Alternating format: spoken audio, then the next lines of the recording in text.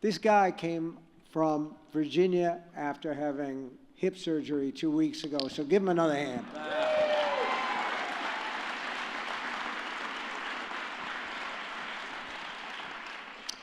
John said to me, I will come down and do this thing if we get up on stage and you ask me questions and I answer them, so I kind of interview you.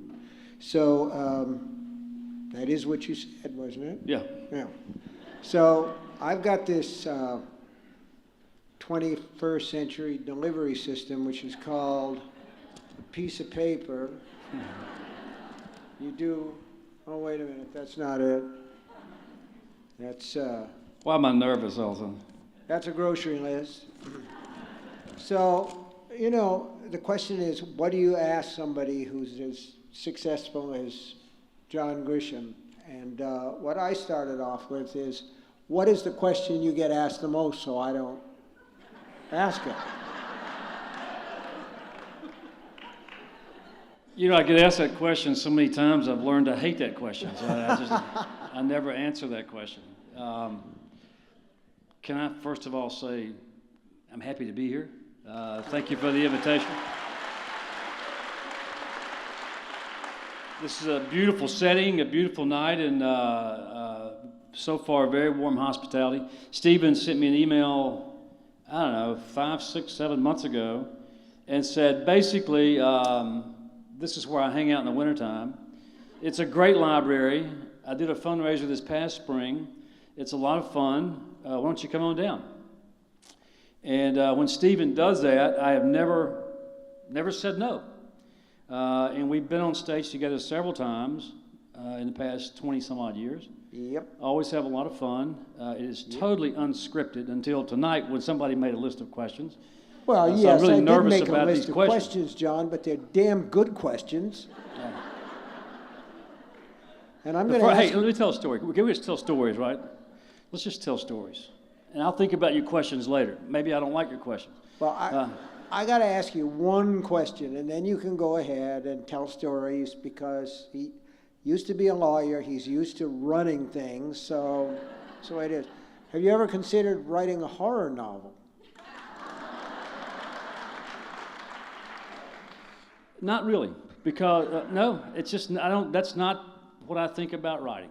Some of my legal tales are terrifying enough, but I've never really thought about a horror novel. No. Well, some people would say writing about lawyers is a horrible subject. Close enough. Now, can I tell a story? Yeah, go ahead. Okay. The first time, it was the spring of 1991, and the firm had just been published. And in March of 91, the firm popped up on the New York Times bestseller list for the first time. And that was a big, big deal for any unknown writer, still is. You know, you feel like you kind of arrived. And not long after that, I got a letter in the mail, note card, small envelope in the mail, postmarked Bangor, Maine. And it was a note from Stephen. It's actually Bangor, but that's okay. You know, David Letterman used to say, Bangor, I hardly even know her.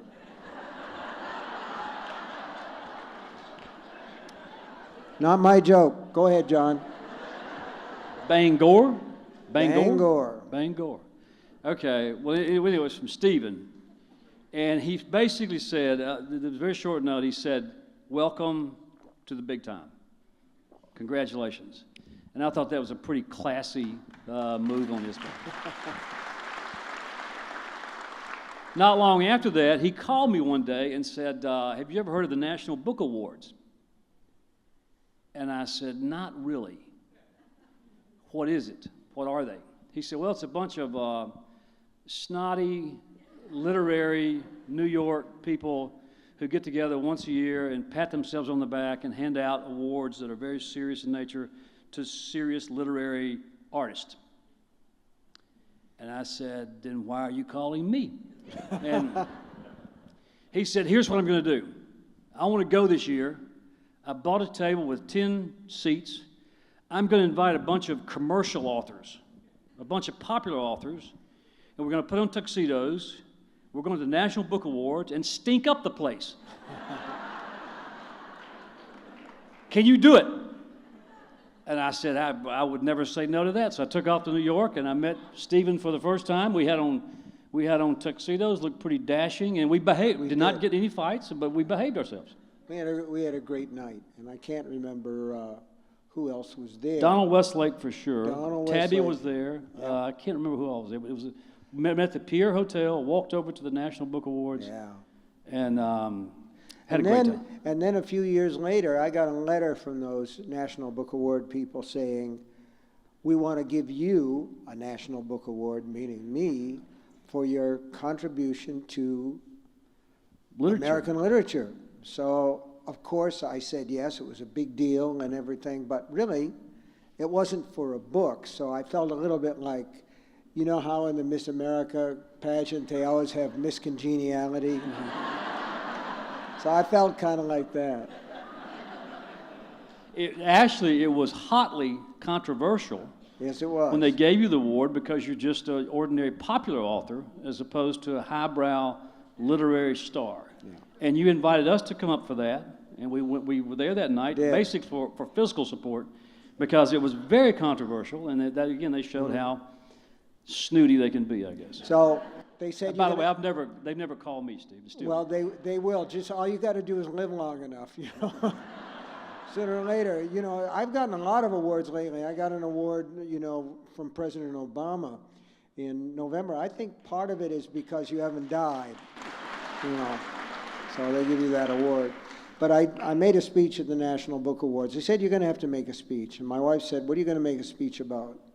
And I said, well, I think I'll spank them a little because none of them have read a lot of popular fiction, and I'm going to talk about all the writers that they haven't read. And the woman who won the award that year was a woman who said in her speech, we don't need a reading lesson from Stephen King. Yeah. And I thought, you goddamn well do. But anyway, you know, you were telling a story about the first time, you know, how you found out that. What fascinated me was you said that A Time to Kill, which was not at the time, the firm, actually sold to the movies before it sold as a book. A Time to Kill was published in the summer of 1989 by a small unknown publishing company in New York. Oddly enough, the guy who worked there is kind of it's a very small outfit. Let's put it, it's not one of the big publishers. But the guy who finally saw A Time to Kill after all the big publishers had said no and a bunch of agents had said no, the guy who finally said, I'll buy this book and I'll publish this book, was a guy named Bill Thompson. And so we took off to New York, my wife and I, just thrilled. We had lunch with Bill Thompson, and he told us another story. And he said about 15 years earlier, he was a senior editor at Doubleday, and he received a manuscript in the mail from Bangor, Maine. And the guy who Terrific, John. That was really good. But hang on, I'm not finished. And so he said the book was really good, but it wasn't quite good enough. The guy who sent the book did not have a telephone for Bill to call and talk about it. So Bill sent it back. By return mail, there was another manuscript from Bangor. And Bill said it was really good, not quite good enough. This goes on 3 or 4 times, and finally he gets the manuscript. I think it was either number 4 or number 5. He reads it, and he says, we're going to publish this. And the book was Carrie, and the novelist was Stephen King. And in Stephen's book on writing, he has a copy of the telegram, no telephone again, telegram from Bill Thompson, we're going to pay you $2,500 for Carrie. So my point is, Bill Thompson is really great editor. But the last line of that telegram, I never forgot it. He said, Carrie officially a Doubleday book, $2,500. And the last line of the telegram, there were these things called telegrams. Some of you may remember them. They came in yellow envelopes, and they had 1972, right? They had words on them, you know, like that. So the last line was, the future lies ahead, and it really did. But, you know, Bill was a great guy. Yeah. Because I was nobody. I was a little teacher from, I was living way out in the country in Maine, teaching in a country school. And I sent him a book, actually, that was later published. It was called The Running Man. And they made a terrible movie with Arnold Schwarzenegger in it. But I wrote we're going to talk about movies? Well, I wrote the book. Let's get some dirt going. Yeah, right. No dirt. No dirt, John. I know you'd like that. You're a lawyer. But no dirt. The book was written in a week because that was the school vacation. That's how long I had. And he sent it back, but he sent it back with a letter that made it clear that he'd actually read it. That somebody out there was actually looking for stuff that was good. And like, you're right, there were 2 or 3 other books pretty much by return mail. And he rejected them, but gently and with hope, with a sense of encouragement. And he used to send me these country music calendars that I put up in my office, There'd be Dolly Parton on one month and George Jones on the next. Because we're going back, 40 years, I guess. So those 3 or 4 books he sent back by return mail, you later published those, right? I mean, you went back and fixed them, right? Salem's Lot and Shining and... Well, no, the ones that I sent Bill were actually published under a pen name, Richard Bachman. Oh, yeah, I remember him. There was a book called He didn't last for long, did he? And one called The Running Man. And Thinner? Thinner was the one that kind of blew my cover. My agent said, people are starting to get the idea that Richard Bachman might be Stephen King. I think we need to put an author photograph on the back of it. So he got his tire salesman to take a picture. He looked better than I did. He had that rugged, writerly look. So what about A Time to Kill? So, okay, back to our story here. Time to Kill came out in the summer of '89, and they printed 5,000 hardback copies, and I bought 1,000 of them. I mean, I was trying to sell the things out of the trunk of my car. I had this notion that in our little small hometown where I lived in Mississippi, there was not a decent bookstore, but we had a really good library. And so I went to my librarian, and I said, hey, I got this novel coming out, and I'm going to buy 1,000 copies of the book. Let's have a huge, big book party, and so my hometown can come celebrate, what I've done. And we did that, and we have pictures of my kids who were very small back then climbing on 1,000 copies of A Time to Kill. That's a lot of books, by the way. That's a lot of books. So we had this huge book party, and a lot of folks showed up, and a lot of folks didn't, and I took names for a long time, okay? When the book party was over, I still owned 882 copies of A Time to Kill. And I had an invoice coming to pay for the things. I was going to make some profit there, I had it all figured out. And so I went back to my librarian in a panic, and I said, hey, I can kind of take this show on the road and go to, if you have buddies with other libraries. And it took me 35 libraries later, and I unloaded A Time to Kill. And those things are now worth... And you know what? It's a hell of a book. If you haven't read it, you ought to. That's a terrific novel. It stands up. It stands up. The thing about A Time to Kill, once it came out in the summer of '89, it had spent 2 years in New York getting passed around, and my agent, I had a good agent at the time, he said, write the next book, get it written. By the time A Time to Kill comes out, I'll have something to sell. Well, the second book was The Firm, and I sent The Firm to New York fall of '89, and nothing happened. I mean, it kind of sat around the fall of '89. He showed it to some people. There was no demand for the book. And they must be kicking themselves now. God, I hope so. I hope they're kicking themselves till they bleed. Hard, yeah. And so, but this is the luckiest break in my career. I had nothing to do with it. It just happened because these things happened back then. I'm not sure about now, but a bootleg copy of the manuscript, somebody copied it in New York and they paid for it. It used to happen all the time. A Hollywood scout got it, sent it to a guy in L.A. He made 20 copies, pretending to be my agent rep or something, and he sent a copy to all the studios. In December of '89, I knew nothing about it. My agent knew nothing about it, and he got nervous when he started getting offers. And the offers got bigger and bigger, and so finally he called my agent and said, hey, look, I meant to call you, this, that, whatever, And they had this big cuss fight, and all this, lawsuits. And anyway, they said, "Look, we're all about to make some money here. Let's stay with this, and let's do the next round of bidding, okay?" And so the first Sunday in January in 1990, I was actually at church Sunday morning. My wife comes in late, as always. I had one kid, she had the other. And she said, "Go call New York. Your agent just called." Well, these people don't work on Fridays, or they don't working on Sunday. Unheard of. So I ran home and I called my agent, and he said, he's very abrupt. He said, "I need your authority to take the highest offer from Paramount Pictures, Disney, Touchstone, or Universal Pictures for the film rights to the firm." I said, "What about the book rights?" He said, "We'll talk about it later. I need your authority." He said they're sitting by their phone for the final round of bidding. Well, the word bidding had a nice ring to it on Sunday morning. Yes, yes. I said, "Okay." I said, "Fine." I was totally clueless. And I said, "Okay, just for fun, how much money are we talking about here?" He said, "I'm asking for $400,000, and I hope to get $500,000. And I said, "You want my authority to go do that?" And he said, "Yeah." I said, "Okay, you got my authority."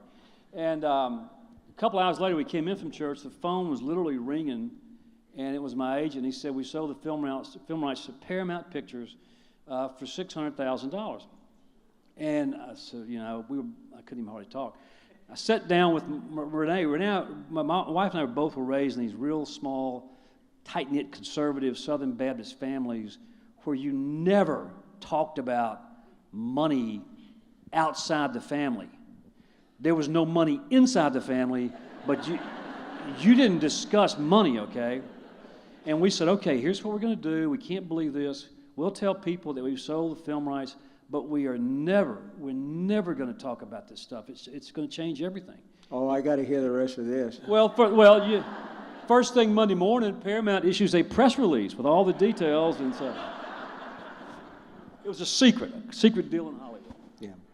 You said something, we were sitting backstage, the way that big shots like us sit backstage, and you were saying, and this is interesting to me because we're doing a library event. We're raising money for a library, and yeah.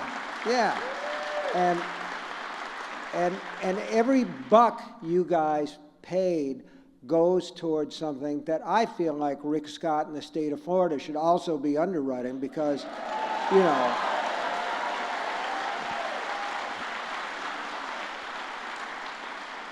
call me a commie simp if you want, but I actually think the arts are sort of important and kind of like a keystone to thought and democracy, but probably, I'm the sort of guy that Ted Cruz would just, boom.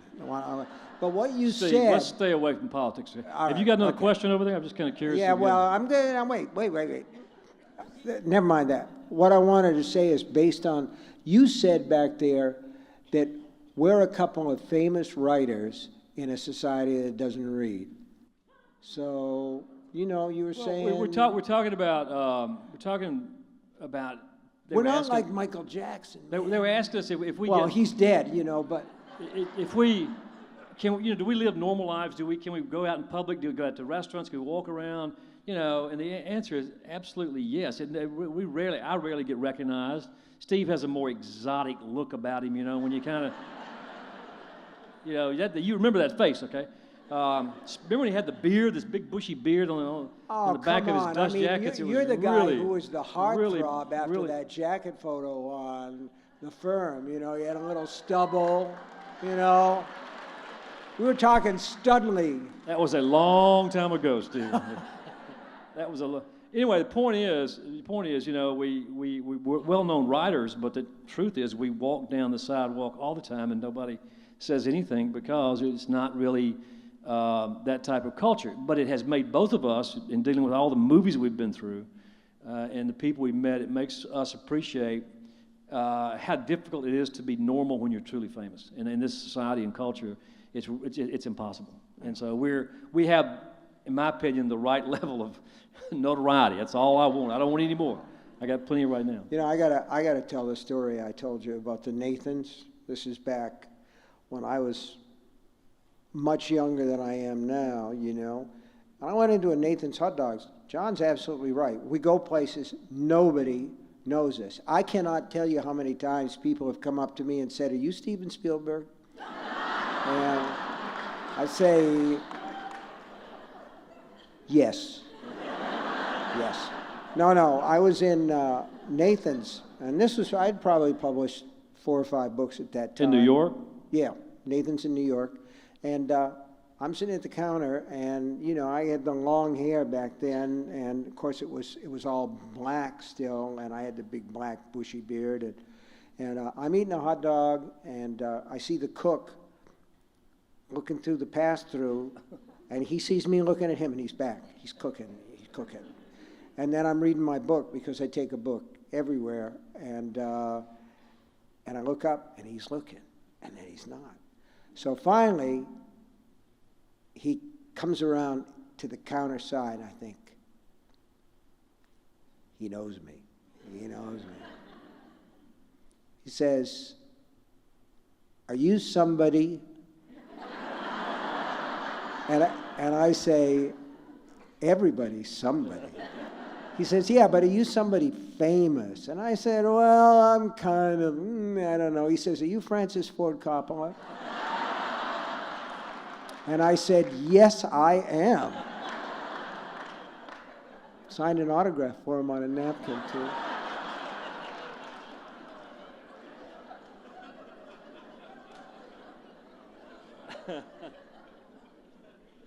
Your first question, what's the question I get the most? Yeah. We've laughed about this. People say, "Where do you get your ideas?"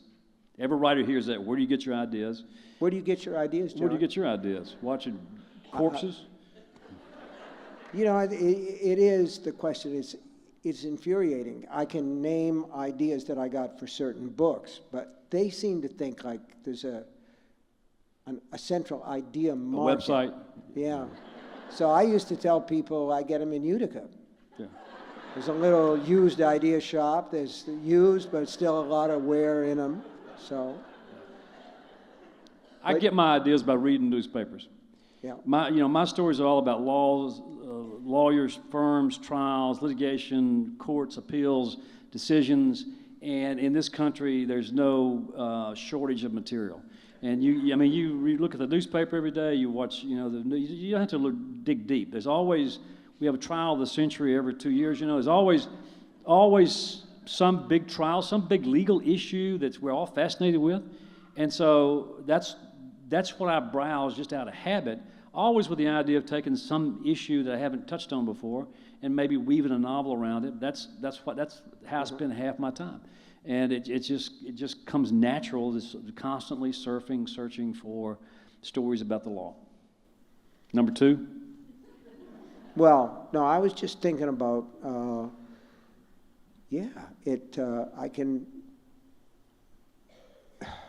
I was thinking about a book I wrote called Misery, and having read a piece somewhere about a killer nurse who thought that she was doing a favor for the patients. She killed like 60 or 70 people, and I thought, I want to write a story about that. And no, I was just going to ask you whether or not people still come and ask you to take cases, that people want you to defend them in court and stuff. I get a lot of letters from prison. There are a fair number of lawyers in prison, and I'm not kidding. And listen, they all have fantastic stories. I was actually doing research for a book called The Brethren, and I went through the prison system in Washington to get approval to visit a federal camp. As it turns out, it's in North Florida, so I flew down, and when I was talking to the warden on the way down, they were very nice, I said, "This is a story about some judges who are in prison. Do you have any judges?" And he thought for a second and says, "No, we don't have any judges right now." I said, "What about lawyers?" He said, "Oh, we always got a bunch of lawyers." I said, I would like to talk to them in a room, just sit around and talk to what happened to them. And it was, they were anxious to talk, eager to talk, and it was, I took pages and pages of notes, and it was, very, very sad, obviously, but also enlightening. What was the question? Oh, I was just asking you, what the hell did I ask him? I'm glad you wrote them down. You're not even paying attention. We talked about where you got your ideas. Now, wait a minute. Hold on a minute. Oh, man, I don't know. What was it? Oh, defense about, yeah, thank you. No, the answer is no. I went back to court 20 years ago for the last time, and when I left that courthouse, trial work is very, very stressful when you do it every day or every week. And I went back in 1996 to handle the last trial I couldn't get rid of, and I had not been in a courtroom in like 5 or 6 years, and I had no business being there. It's a skill set, it's a body of knowledge you have to master, and the great trial lawyers that are in court all the time, and I had no business being there. But I would never, I cannot imagine doing that again. Mm-hmm. Mm-hmm. We were talking a little bit about the movies when we were hanging out backstage, and for me, a lot of people will come up and say, "Oh, you're Stephen King. I really like your movies," and I'll say, "Well, I've written a few books too, but they're actually more books than movies." You've had movies made out of your books. How do you feel about them? One of my favorite stories about how to keep humility as a focal point of your life is when they walk up and say, "Hey man, I know you're John Grisham. Hadn't read your books, but I love your movies." Mm-hmm. Yep. Yeah, I hear that a lot. And you say, "Thank you, thank you." A lot of things you want to say, but why bother? Just let it slide and keep going and be happy that somebody recognized you. We were talking about movies, Steve, because 20 years ago I had the first, several movies came out. The Firm came first, Pelican Brief, Client, Rainmaker, Time to Kill, Runaway Jury. The Chamber came out then, but it was not a good movie, so nobody went to see it. But those first 5 or 6 movies in the early 90s, they had huge casts, big budget films for back then. They were all Julia Roberts and the Pelican Brief. Yeah, they were all successful movies at the box office around the world. Everybody made a lot of money off those movies, and back then they would pay us, you, me, and Michael Crichton primarily, a lot of money up front at contract time, which is unheard of now. But that was the deal. You write the manuscript, take it to L.A., sell it. They get in high gear. They make a movie that comes out 2 years later. And again, everybody is successful, and there's a lot of money made. And for some reason, that model will not work today. I have not had a movie made in 10 years. I mean, I don't fret about it because I can't control any of it. Mm-hmm. But I think most writers, well, this is what Stephen told me the first time I met him. He said, I was a rookie, and I was looking for advice, and he was, as he always is, very gracious and thoughtful because he'd been through so much. But he said, "Look, John, let me tell you something, pal. When it comes to movies, there are 2 groups. The first group of writers. The first group consists of those who do not sell to Hollywood. For whatever reason, excuse me, they don't sell. That's a small group, okay? The second group consists of those of us who do. And if you're going to sell, there are certain rules involved. Very simple. Number 1, get all your money up front. Number 2, kiss it goodbye. And number 3, expect it to be something different. And if you don't like that, go join the first group."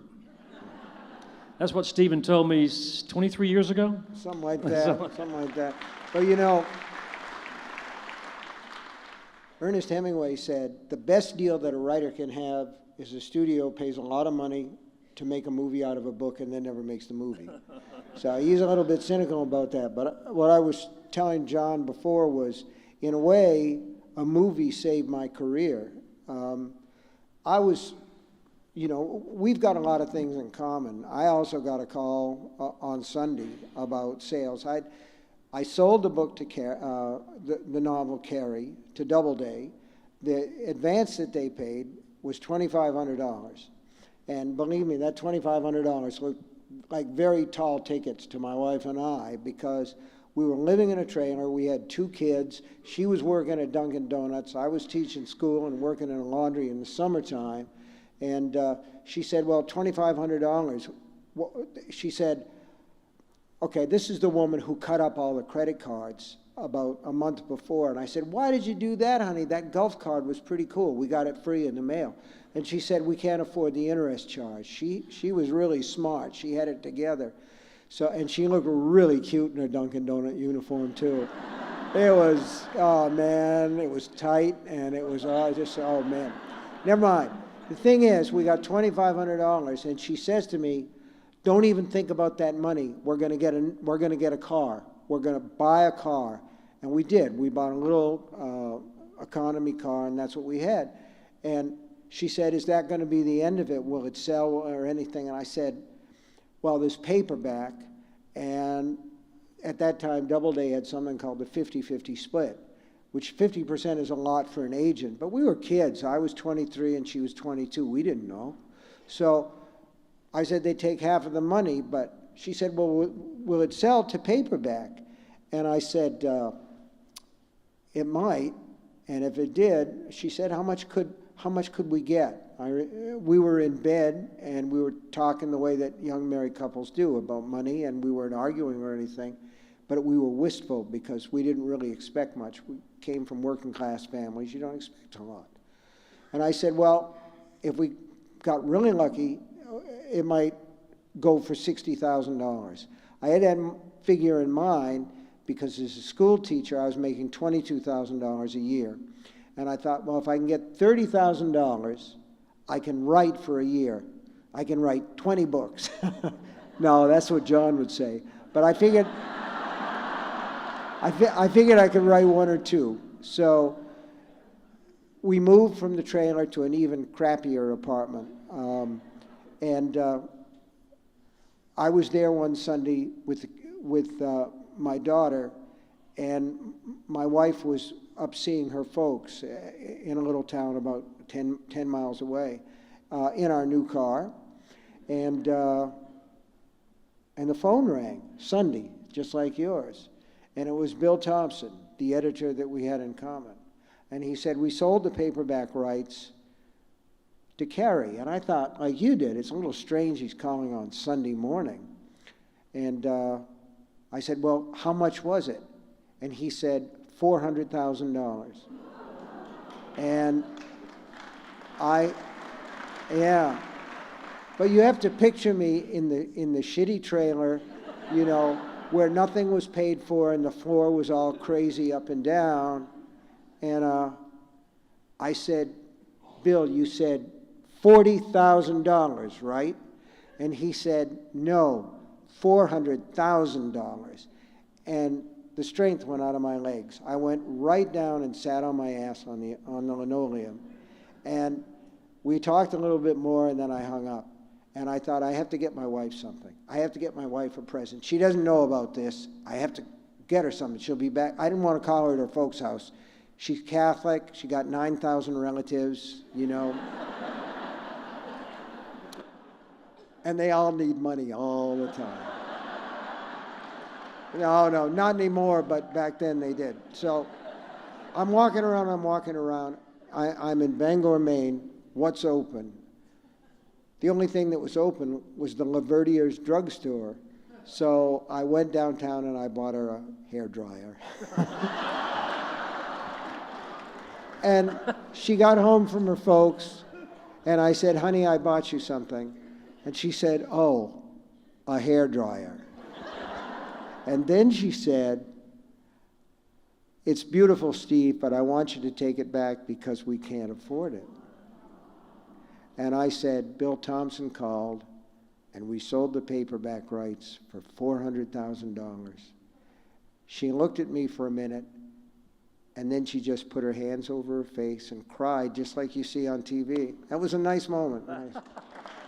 But, oh, wait. I forgot. That isn't what I told you the story. The thing is, like, okay, they paid a lot of money. The publisher, the paperback publisher, paid a lot of money. The hardcover publisher, Doubleday, didn't. They had another book coming out that spring that was called Jaws by Peter Benchley. And he was not a poor kid from Maine. He was a prep who went to school with a lot of the Doubledays and everything. So they put all their ad money behind that book. And Carrie didn't get much of anything. They just pocketed the money. And it didn't look like it was going to sell. And then this movie producer named Paul Monash came along, and he bought the rights for, I don't know, $7,000 or $8,000. He got an option, and he got a young director named Brian De Palma, who had 2 features under his belt, to make the movie. Carrie was a huge hit, and that turned the paperback into a bestseller. And I was on my way. Otherwise, I don't know what would have happened. So.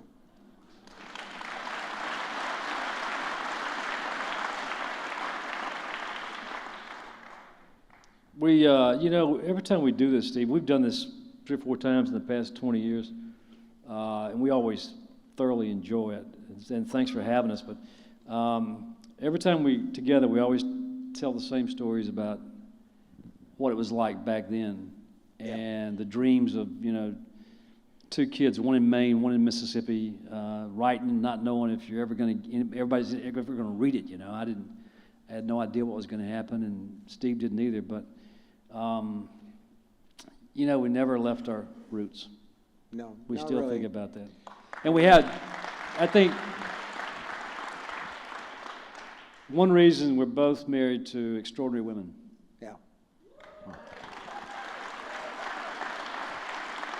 You're Renee, who let you out tonight to do this. How'd you meet your wife?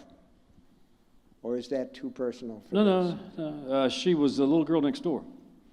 And the families knew each other, same school, same church, same neighborhood, same everything. But she was 6 years younger. Uh-huh. And so I went off to college.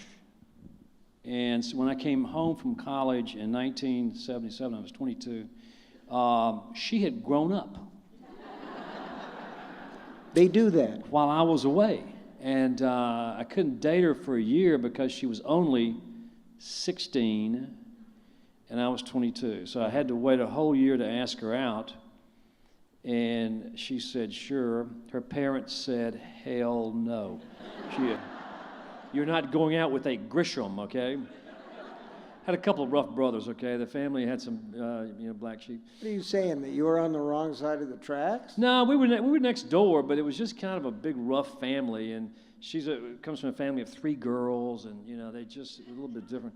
And so her parents said, no, you're not going out with him. And she said, oh, yes, I am. And so I went to pick her up for our first date to go see. That sounds like her. I've her. met the lady. Yeah. And so our first date was to go see Grease in August of 1978. Loved Grease, the movie with Travolta. And I went to pick her up. And I was really kind of nervous because, I knew her parents weren't too thrilled about it. And they had... I like that. And they had gone to have dinner. The house was empty. They'd left the house. So I got Renee, went out and had our date. And within a month, I was a member of the family. So again, they had 3 girls, never a son, and they treated me like a son from almost the very beginning, 37 years ago. Yeah. Can I tell a story about my wife, please? Just there's a little. That's one. all we're doing is telling stories. That's all we're doing, yeah. No, but I said, that was a Catholic family, and if Ray and Sarah Jane Spruce practiced the rhythm method, they had white people's rhythm, because they had 8 kids. They had 8 kids. There were 6 daughters and 2 boys, and I met Tabby at the University of Maine, where at first I thought she was a waitress because she had a rough mouth, and she was gorgeous as far as I was concerned. She had red hair, and, she just had a way of walking and talking that said, no bullshit. I liked it. And then I found out that she could write poetry, and the poetry really made sense, and I liked that. So, we started to date pretty soon. We fell in love. And we decided we were going to get married. At that time, she was finishing up the last year of college. And I was out of college, and I had a nice degree, but I couldn't get a job, so I was working at New Franklin Laundry. We were doing sheets, motel sheets, and that sort of thing, you know. And, you know, we took a lot of stuff from the coast of Maine, and we would get the lobster restaurants, and the tablecloths and the napkins would come in the boiling heat all the way from the coast, so they were full of maggots and little bits of lobster and that sort of thing. So I was doing that, and she was finishing up her degree, and we decided we'd get married. And so a couple of years later, her youngest sister told Tabby, Marcella's room was next to, because she was the youngest daughter and the last one out of the house, she had the good bedroom that was next to the master bedroom where her mother and father were before this wedding. And through the wall, she heard my future father-in-law saying, I will be supporting that four-eyed son of a bitch for the rest of my life.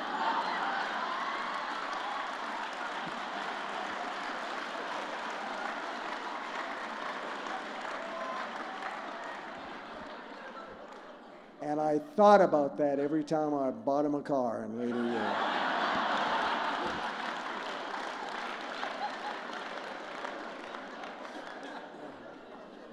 So he came around, huh? He did come around, and what a great guy. You know, old Navy from World War II, fought in every theater, and, you know, a terrific guy who raised his family in the old style, you know. Go to work all day, and take care of those kids and make sure that they got shoes on their feet and they got a good Catholic education at John Baptist High School. So, yeah, it was good. It was good. Back down memory lane here. In 1993, we were living in Oxford, Mississippi, which was our home. And we have an annual book festival, the Oxford Book Festival. And I called Stephen, and I said, hey, why don't you come down and do the book festival? He said, sure. And so we'd been in town for like 3 years. We went to school at Ole Miss, and we got married in Oxford, and we built our dream house there in around 1990. So Stephen came to Oxford, and we did the book festival and had a great time. We were on stage with a writer named Barry Hanna, who was the MC, and we just you know, like tonight, just one story after another. Terrific time that was. Wonderful time. And so that night, Stephen staying down the hallway at the bedroom on the end. And so we're in the bed, getting ready for bed. It had been a long day. And so Renee crawls in the bed, and she says, what are you doing? I said, well, I was trying to go to sleep. She said, what do you mean you're going to sleep? I said, Renee, it's midnight, okay? We've had a long day. She said, Stephen King is in the house.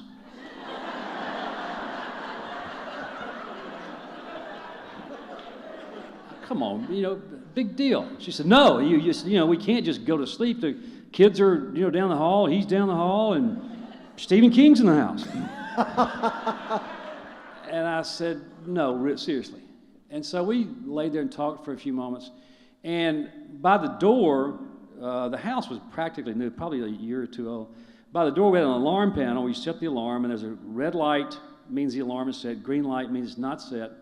And we had never seen a yellow light before. And this yellow light starts blinking from across the bedroom, and we're watching this control panel. Then there's a slight beep, you know, a sound we've never heard before. That was proof, you know, that Stephen King was in the house. So Renee gets even, you know, antsier, and just about to doze off, and suddenly there's something scraping the bedroom window out from outside. And I said, Renee, come on, it's just a tree out there. She said, we don't have any trees. The house is brand new, okay? Something's out there, it's trying to get in. I said, just relax, okay, just settle down. I went through, got her settled down, you know, almost asleep, and then I wish I had a recording of this. Evidently, on the front porch, these two cats attacked each other. We didn't have any cats, okay? and there was this great scream that went up, all just below us down here. We jumped out of our skin, ran downstairs. This was, by now 2 o'clock in the morning. There's no way anybody's going to sleep. You could practically hear Stephen snoring at the end of the hallway up here. I dozed off at some point. Renee never came to bed. She stayed downstairs on the sofa, probably with a gun of some variety. And at daybreak, she comes and gets to the bed, and she said, "Just get him out of here, okay? Just get him out of here."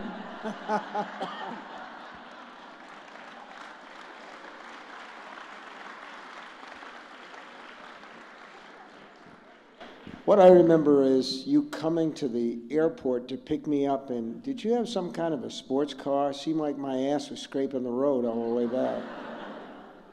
I was really embarrassed. Stephen said one thing he wanted to do in Mississippi. He'd never been to Mississippi before. He wanted to go out into the backwoods and go low riding right. with the rednecks.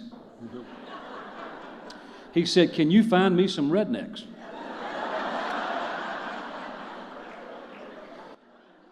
As I remember, John, what you said was, "Do you want to see some rednecks? I know some rednecks." The problem was I did not have a pickup truck. I actually bought one the following year, but I did not have a pickup truck. As it just so happens, a couple of months before at Christmas, Renee had bought me this gorgeous four-door, sleek, black, fancy Jaguar. I mean, it would glow in the dark. And that's what I was sporting around in. So I picked Steve up at the airport, and he was so disappointed. And went back to the house, and this was like Saturday afternoon. He said, "Let's go riding around. Let's go ride." So we got in the Jaguar to go low riding with the rednecks in the backcountry. It just wasn't the same, was it? No. No, it wasn't really quite the same at all. I thought we were going to get in a pickup truck, John, and I thought it was going to have primer paint, and it was going to have an old Dixie sticker on the back with that flag, and we were going to chew matches in our teeth. Or chewing tobacco? Yeah. We were going to have a little red man, and we were going to go back roading. But we did go back roading, I said, and we met Larry Brown. Larry Brown. And Larry Brown was living Barry there then. Hanna was there. Barry Hanna. Willie Morris was there. Willie Morris, yeah, a lot of cool Southern writers. We had a nice party, and it was... So, all that said, what do you think about publishing today? What do you think about... I mean, we got people out there in that audience tonight that are readers. Obviously, you're readers. Listen, this is great. You're not home watching TV. You're here. I mean, it's great. The books win. I mean, it's like Rocky Balboa against Apollo Creed. The books win. But, it's a different world now, isn't it? It's very different. I think, I'm not sure what your numbers are like, but half of my sales are all ebooks now. And that number's plateaued. It's actually been a good run. It's not good for bookstores, but it's really good for publishers because they make so much money off of ebooks. They don't have to print a book or ship or whatever, and they don't get to pay the writer very much, which is something that we've tried to change. But that's been very profitable. But I think what we've learned in the past 10 years, there's always going to be a demand for printed books. And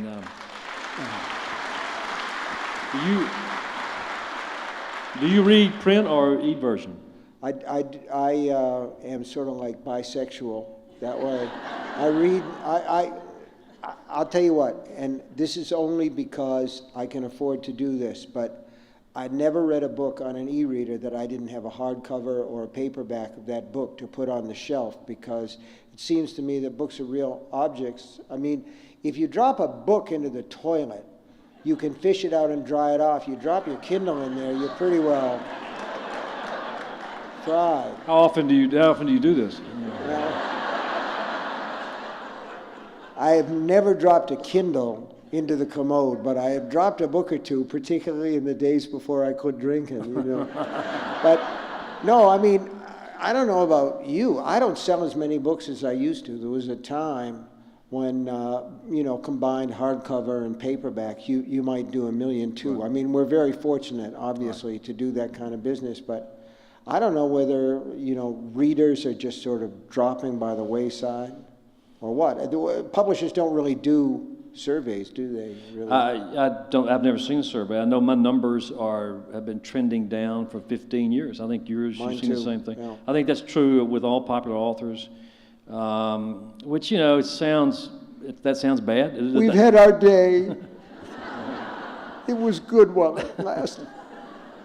But the truth is, and I still say this, and I hope it doesn't sound naive, when I talk to aspiring writers, it's more difficult to get published today probably than it was when we got published. We got, even though it looked impossible back then. But every year you have dozens of first-time authors who come out with novels. Some are good, some are not so good. And I keep telling people over and over, if what you're writing is good, it will eventually be noticed. Yeah. Because there are so many people now looking for new material with all the different methods of publication now and instant communication. If you're writing something good, it is eventually going to be noticed. And if it's not eventually noticed, you probably are wasting your time. Yeah. People love stories. And this guy here is a hell of a storyteller. Just is. We're from the beginning. And I'm not sure whether that's I think that's a honed skill, but I also think that there's something built in because your stories drew me from the first. Obviously, somebody sent me Doubleday sent me a galley of The Firm. When I read The Firm, then I doubled back and I read A Time to Kill, and since then I've been with it. But the story about Bill Thompson taking my book, Carrie, and your book, of all the people, and people would say to me when I was getting rejection slips and pounding away at stories, well, you'll probably never happen. There are so many writers out there that are established. And I said, well, I have youth on my side. They've got to die. I mean, James Michener is older than God. And as far as I'm concerned, Herman Wouk is God. He's still alive. He's 100 years old. And he published a book last year. But I figured that I would have a chance for that. But still, somebody has to look and see that gold, because it's a business, isn't it? Yeah. I don't recall ever thinking about, you never believe you're going to get published. I used to do this, and it was really not smart to do, but I'd walk in a Walden bookstore, the old B. Dalton bookstore, or Barnes & Noble, in a big mall somewhere, or in Memphis where we lived, and I'd see the wall just covered with, dozens and dozens of brand new books, and I would think, God, there's no room for me. I mean, who wants to hear from? What do I have to say? What do I have to say? And I'd get depressed for a while, and I would stop. Maybe I'd stop writing for a week or two, and then Renee would eventually intervene and kick me in the ass, and I'd start writing again. But the perseverance is a big, big factor. We could tell stories all night about writers we know who collected rejection letters for a long time and hung with it and finally got published. That's going to happen to somebody this year and next year and next year. I'm not overly optimistic when I tell people it can happen, but it happens every year. Yeah. Well, I think that you and I both get a lot of books that are sent to us from publishers, but also manuscripts from writers or books that are published by small presses. And I always try to give them a look. Frankly, a lot of times what I see is nothing that's worth going on with, but still, somebody helped me, somebody took a look at me when I was struggling, but also we both had something to say and we both had an innate talent. I got some wonderful rejection letters in my time. I sent Bennett Cerf a book of mine called The Long Walk, which was eventually published under the Bachman name. And I got a rejection slip back saying, we're not interested in books that are this negative. So, his loss, what can I say? Did you keep them all? The rejection slips? Yeah. I did for a long time, and then I thought to myself, maybe this is, a little bit, what do they call it, masochistic? Yeah. So Yeah. I stopped. I Also had 'em- spiteful. I used to stick them on a nail on a wall, and finally the plaster gave away and the nail fell down. So we're getting toward the end. I want to ask you, who's your favorite writer besides me? Steve, I love you and love your books, but no one can physically read all of your books, okay? It's just too many of them. And some of them are, 1,000 pages. They're doorstops. They come in the mail like bricks, and it's, oh boy, Steve had a good year last year. Here it is. It's 1,200 pages long. I can't do this. And every page solid gold. Yeah.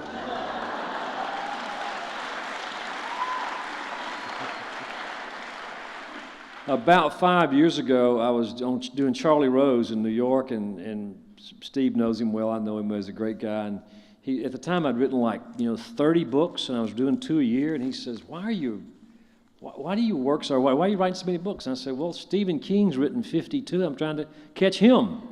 And that got back to Steve, by the way. So he kicked into high gear. And when Steve kicks into high gear, nobody's going to catch Steve. So.